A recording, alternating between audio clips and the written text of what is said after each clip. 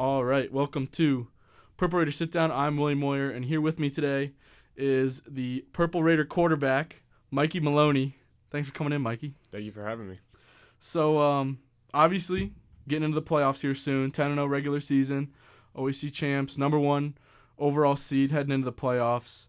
How excited are you to get your first taste of playoff football here at Mount Union? Yeah, I'm very excited. It's just a different atmosphere. Playoff atmosphere is always some of the best games, so just have to really put in the work during the week, and that way we can execute on Saturdays. Mm-hmm. How has your experience been coming from, you said you're from east of Cleveland, about a half hour outside of Cleveland, coming to Mount Union to play football? How has that experience been for you? Yeah, it's been incredible. I think freshman year obviously had its ups and downs, but I think just like any freshman out there, but I was being able to learn from those experiences, I think really helped me moving into this year. Yeah, so that freshman season last year counts as a redshirt season, but you did get to play in 3 games, and then unfortunately got injured. But what would you say that those 3 games?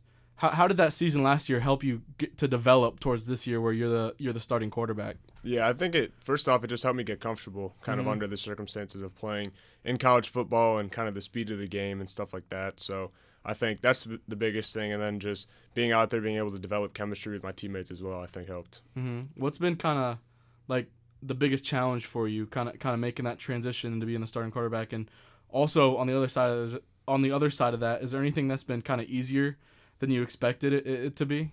Yeah, so start off easier, I think, would just be kind of the nerves and stuff before games. Obviously, nerves are part of it, but I think I haven't really been as nervous as I thought I was going to be. Yeah. And I think that just comes down to preparation. And then some challenging things, just kind of having to deal with some certain situations that I haven't really been in yet. We're getting into colder weather now, and I've never played football this late in the year. So I think just kind of adapting to little things like that will go a long way. Yeah.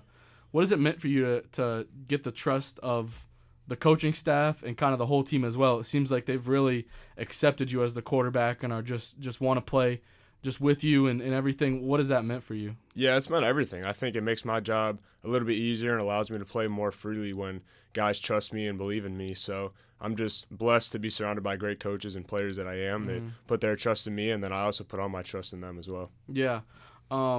Kind of speaking on that, you guys, even from game 1, it's looked like you guys have been clicking all cylinders offensively. Put up 37 against Wheaton, and you had 5 touchdowns. How do you think? You said you didn't have the nerves you were expecting that you would have, but how were you able to start off right away and everything was able to kind of gel from week 1 all the way to week 10, going 10-0? Yeah, I think it's just trusting in my abilities and our team's abilities as well, and going out there with excitement and just playing free and not really thinking too much about that, and understanding that we know our assignments and we know what we're supposed to do. So it just comes down to executing and everyone doing their job to the best of their ability. Yeah. So heading into the playoffs, like you said, it's going to be colder, going to be a different type of football. Well, what's kind of your mindset heading into the playoffs, knowing that you're going to have battle after battle, just making it to the Stag Bowl, because games are only going to get tougher as it goes on, but you got to be ready. What's your mindset? Yeah, I think just taking every week and just making sure that we're getting better each day, because obviously, like on social media and kind of the outside noise and stuff, people are looking forward and whatnot in the bracket and stuff like that. So I think just as a team, we just have to stay focused on the game that we're preparing for that week, and we understand that that's the only game that matters, and going 1-0 each week. Yeah. What's been your favorite moment of the season so far through 10 games? Been a lot of big touchdowns, some big moments, but what's been your favorite? I would honestly say Wheaton, week 1. Yeah. I think all the ups and downs last year, and then all the extra work that we put in as a team over the summer and throughout fall camp, I think just being able to open up the season with a home game like that against a ranked opponent, I think was definitely my favorite part. Yeah. Didn't you have early in that game, had a big run? Almost got the touchdown and attacked you inside the 10. Second play of the game. Yeah. I forget how long it was, but that was incredible. I think it was over 50, I believe. Yeah, my adrenaline was pumping after that for sure, but that just kind of calmed my nerves even more. Like we're in it now, and let's just keep rolling. Yeah, speaking of that running ability, obviously you're a great passer, you got great receivers, and you threw for, in the regular season, 2,200 yards, 27 touchdowns, but on the ground it feels like you're able to have some big runs as well. Against BW, towards the end of the first half, you had a big run that really sparked the offense. It was like, I think it was a 1-minute drill at the end of that first half. But how do you think, how did you develop your running ability? And then just kind of your timing of knowing when to tuck it or run, because obviously you're still a pass-first guy, but when you do have to run it, it's been pretty good, and you've gotten some big runs like against Wheaton. Yeah, I think starting just from when I was younger, I was always kind of a runner. I like to make plays, and I like to use my legs and be athletic a little bit. So I think, the pros and cons of having, the best receiving core in the country is defenses are going to drop more guys in coverage. So I think that just kind of opens up lanes for me to take off and run. And, I think our O-line does an incredible job of holding up front too. But if I'm back there in the pocket and our O-line is holding up great, but I see a lane and I know I can get a first down or more for our team, I think I'm gonna take those chances. I trust myself and I trust in my abilities, but the guys around me do a great job of kind of helping that open up for me. Yeah, speaking of that O-line, it seems like sometimes you got just forever back there in the pocket.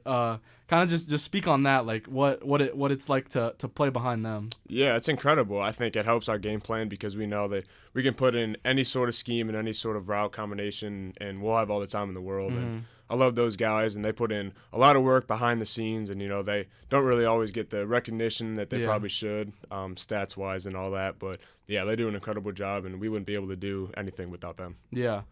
So this season, the coaching staff, it's all guys that have played at Mount Union.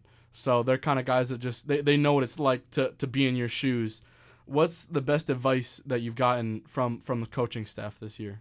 Yeah, honestly, just be myself and don't always try to make the big play, and understand that there are guys around me. There's always talent here, offense, defense, special teams.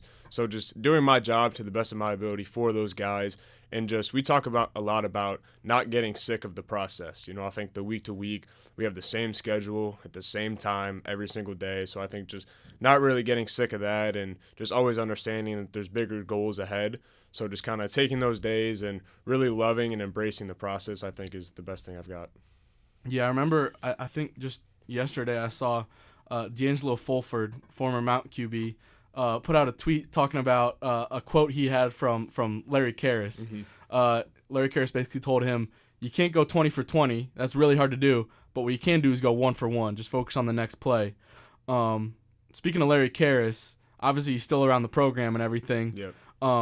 What's kind of your relationship with him like, and just have you gotten any advice from him on playing quarterback? Yeah, I've definitely gotten some advice for him. He kind of showed me around on one of my visits here, and we watched some film, and he kind of just gave his opinion on certain stuff like that. But I have a great relationship with him. He's always around our practice field, so I'll go say hi and talk to him whenever I can.